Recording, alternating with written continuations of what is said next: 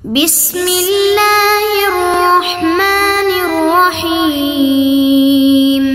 اعوذ باللہ من الشیطان الرجیم، بسم اللہ الرحمن الرحیم وبہ نستعین۔ ہماری گفتگو لمحہ ششم کے کتاب المیراث میں اور کتاب المیراث میں بھی گفتگو ہماری چوتھی فصل توابع کے بارے میں ہے۔ انہوں نے فرمایا تھا کہ اس چوتھی فصل میں ہم چند مسائل آپ کو سنائیں گے، ان میں سے دو مسئلے ہم پڑھ چکے۔ آج کے درس میں ہم تیسرا، چوتھا اور پانچواں مسئلہ پڑھیں گے۔ تو تیسرے مسئلے میں یہ ہے کہ اگر کوئی مرد مر جائے اور اس کی اہلیہ حاملہ ہو تو اس بچے کے لیے میراث رکھی جائے گی۔ اب اس بچے کی 10 صورتیں ہو سکتی ہیں۔ کتنی صورتیں ہو سکتی ہیں؟ 10 صورتیں ہو سکتی ہیں۔ یا یہ بچہ جو ہے کیا ہے،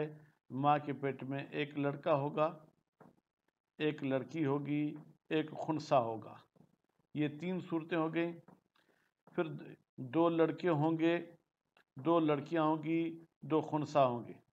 یہ 6 صورتیں ہو گئیں۔ پھر جو ہے کیا ہے جناب، ایک لڑکا ایک خنثی ہوگی، یا ایک لڑکا اور ایک لڑکی ہوگی، یا ایک لڑکا اور ایک لڑکی اور ایک خنثی ہوگی۔ تو یہ 9 صورتیں، 10ویں صورت ابھی ذہن سے نکل گئی، وہ میں عبارت میں آپ کو بتاؤں گا۔ خوب، تو اس کے لیے جو ہے کیا ہے، میراث رکھی جائے گی، لیکن اس کی شرط یہ ہے کہ وہ جب پیدا ہو تو زندہ پیدا ہو۔ اس کے زندہ ہونے کے لیے کیا اس کا رونا اور رونے کی آواز سننا ضروری؟ کہتے نہیں، ممکن ہے وہ گونگا ہو، اس لیے رونے کی آواز سننا ضروری نہیں۔ البتہ وہ پیدائش کے بعد کوئی ایسا جو ہے کہ تحرک دکھائے، ٹانگ پاؤں ہلائے، جسے پتہ چلے کہ یہ زندہ ہے۔ اچھا، تکلس کیا مطلب ہے؟ یعنی گوشت کا جمع ہو جانا، پھر اس کا بکھر جانا۔ جیسے کہ اگر آپ کسی کسائی کے پاس جائیں، وہ جب کوئی بکرا یا بھینسا یا گائے بیل ذبح کرتا ہے تو جب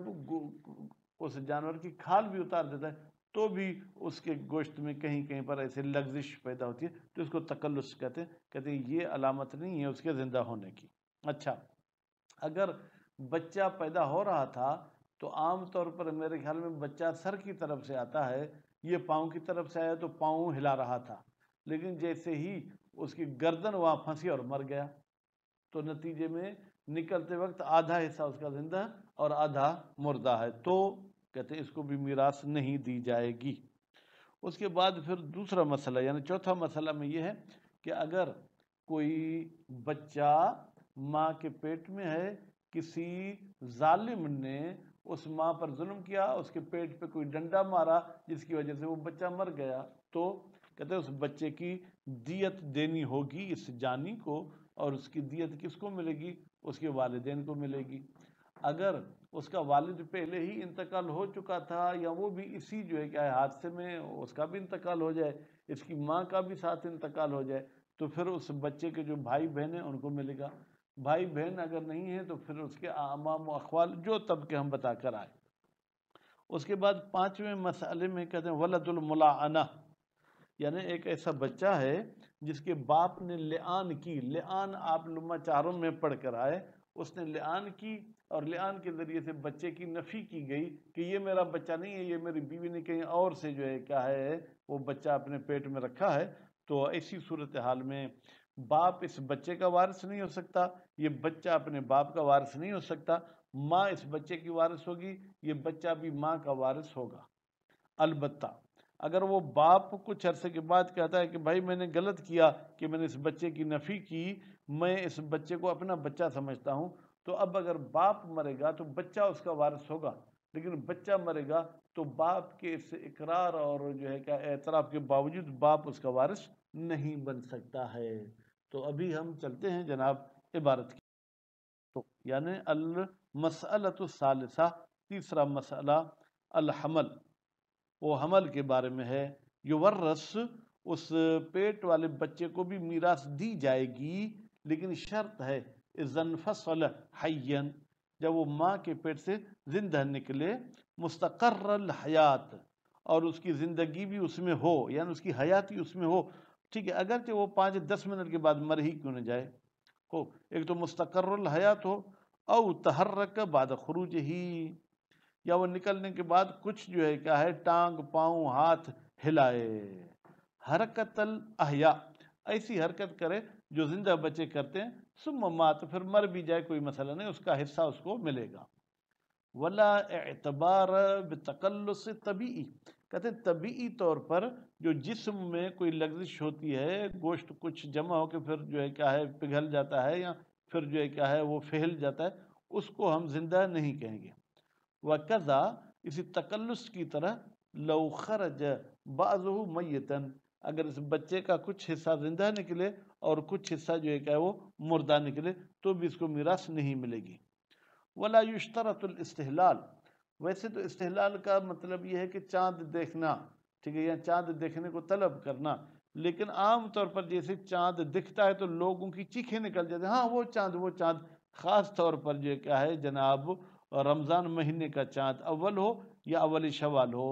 تو بچہ بھی جب پیدا ہوتا ہے تو سب لوگ ہاں پیدا ہو گیا، تو کہتے ہیں کہ خود بچے کا بھی چیخنا ضروری نہیں ہے،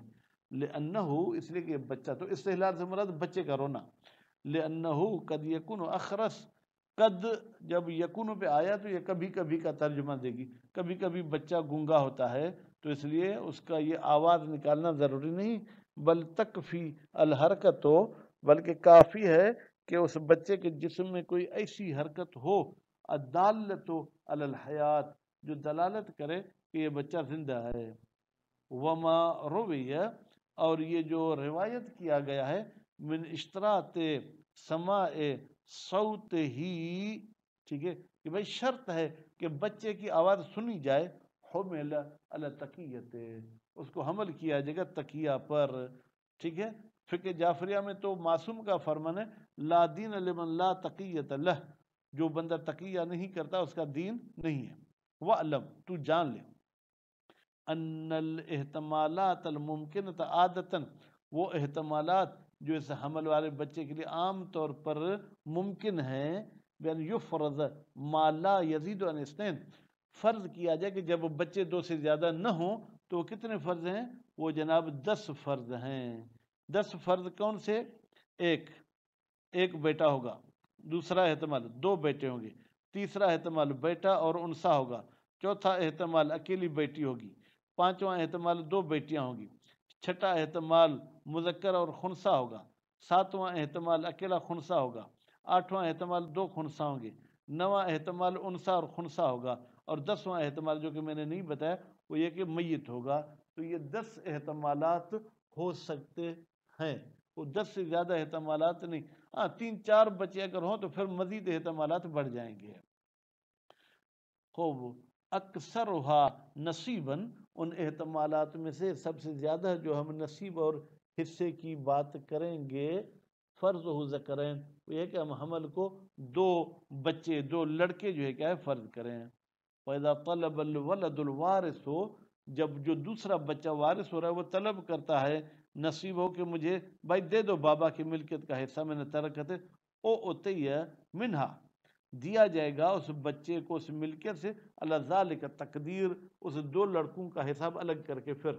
وقت تقدم الکلام فی باقی احکام ہی، کہتے ہیں مزید ہم نے جو ہے کیا ہے موانع ارث میں اس کی بحث اور گفتگو کی تھی۔ الحمدللہ تیسرا مسئلہ ختم۔ الرابع تھا مسئلہ، یہ چھوٹا مسئلہ ہے، دیت الجنین، یہ جو ماں کے پیٹ میں بچہ ہے اگر کسی ظالم نے کچھ کیا اور یہ مر گیا، وہ الولد ما دام فی البطن، کہتے ہیں جنین اس بچے کو کہتے ہیں جب تک پیٹ میں تو اس کو جنین کہا جاتا ہے۔ فَإِذَا جَنَا عَلَيْهِ جَانٍ، جب جنایت کرتا ہے اس جنین پر کوئی جانی، فَأَسْقَطَهُ، نتیجے میں جانی نے اس بچے کو ضائع کر دیا، فَدِيَتُهُ، ٹھیک ہے، تو اس کا دیت بالکل ہوگی، لیکن یرثها ابواہ،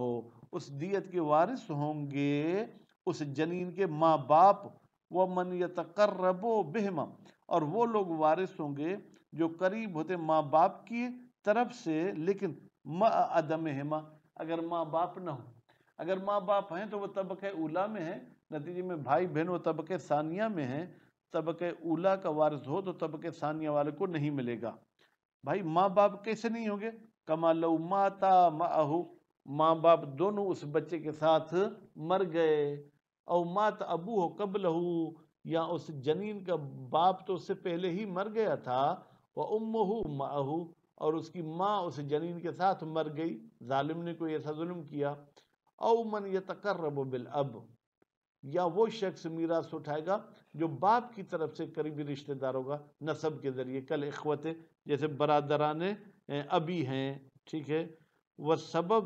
اور پھر سبب بھی جو ہے کہ میراث پا سکتے ہیں، کمعتقل اب، مثلا اسے اگر بھائی نہیں ہے، اس کے باپ کو کسی نے آزاد کیا تھا تو اس کا باپ اس بچے کی بھی دیت اٹھائے گا۔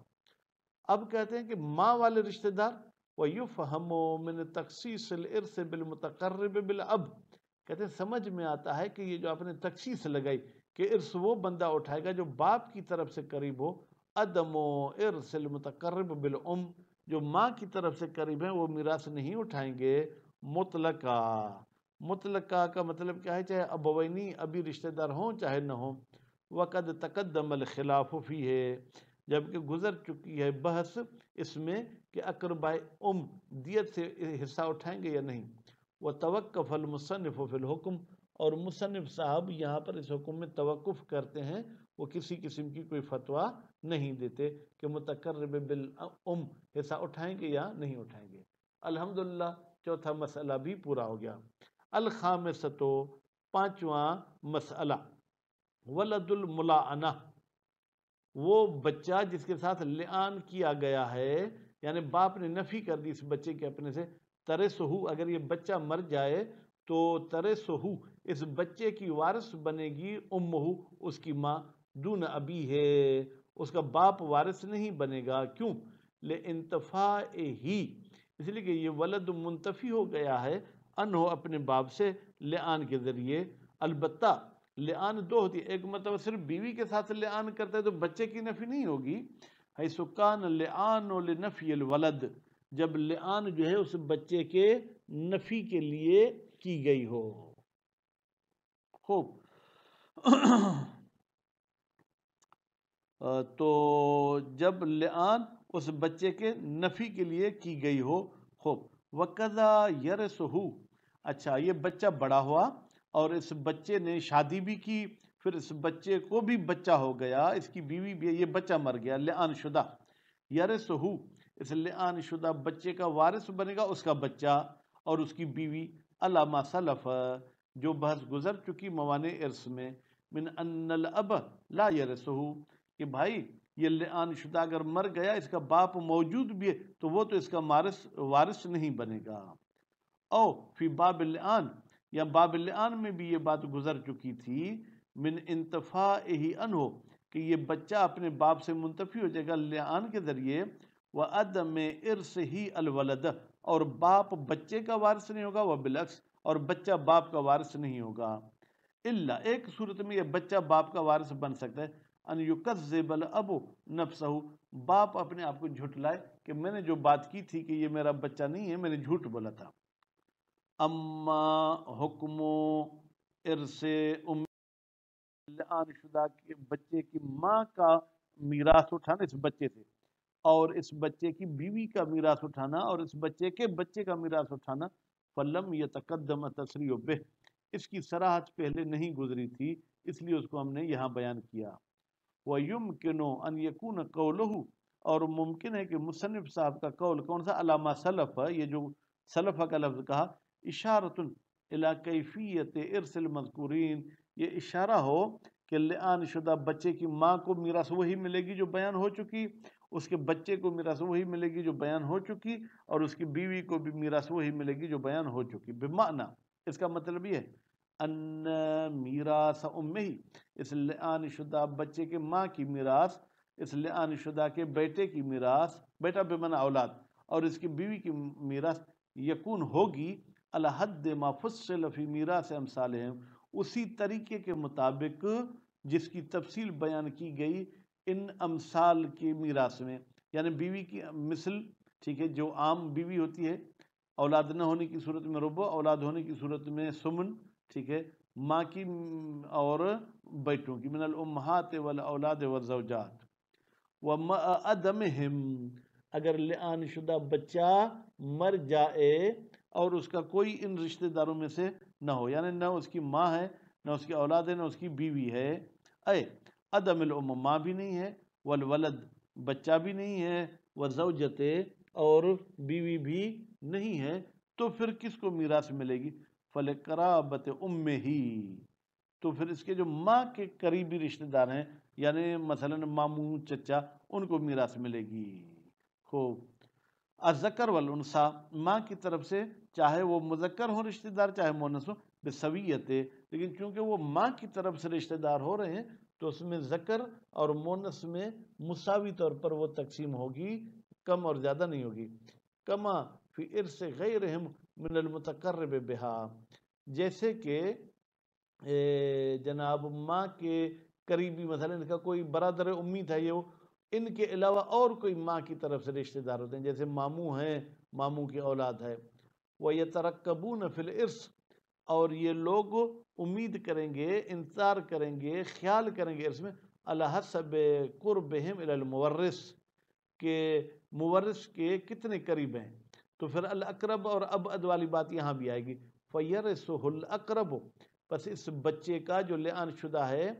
جو زیادہ قریب رشتہ دار ہے وہ میراث اٹھائے گا، الیہ اس بچے کی طرف، منہم ان ماں کے رشتہ داروں میں سے، فالاقرب الاقرب فالاقرب کا غیر ہم، غیر ہم کی ضمیر کہاں جائے گی جناب؟ جیسے اس ولد ملعنہ کے علاوہ دوسرے جگہ پر بھی رشتہ داروں میں الاقرب فالاقرب کو مد نظر رکھا گیا تھا۔ وَيَرِثُهُ هُوَ أَيْضًا قرابت أُمِّهِ اچھا اگر یہ ولد ملعن زندہ ہے اور اس کی مثلا نانی کا انتقال ہو گیا تو اب یہ نانی کے لیے اولاد الاولاد ہے، یہ اس کا بھی وارث بنے گا۔ لو کان فی مرتبۃ الوارث اگر نانی کا کوئی اور رشتہ دار نہیں سوائے اس ایک نواسے کے، یا اور بھی نواسے ہیں، دون قرابت ابی ہے جو اس کے باپ کی طرف سے رشتہ دار ہیں، ان کی یہ میراث نہیں پائے گا کیونکہ لعان کے ذریعے اس کا سلسلہ اپنے باپ سے کٹ گیا ہے۔ الا ان یکذب الاب مگر یہ کہ جو باپ کے قریبی رشتہ دار ہیں وہ کہیں کہ اس کے باپ نے جھوٹ بولا تھا جو اس بچے کی لعان کی تھی، یہ بچہ حلال زادہ ہے۔ علی قول یہ بھی اجماعی مسئلہ نہیں ہے، یہ ایک قول کے مطابق ایسا ہے کہ جناب یہ بچہ اپنے باپ کے قریبی رشتہ دار ہیں، یعنی دادا وغیرہ کا میراث اس وقت اٹھا سکتا ہے جب اس کا دادا اس کے باپ کو جھوٹا قرار دے۔ وصلی اللہ علی محمد و آل محمد۔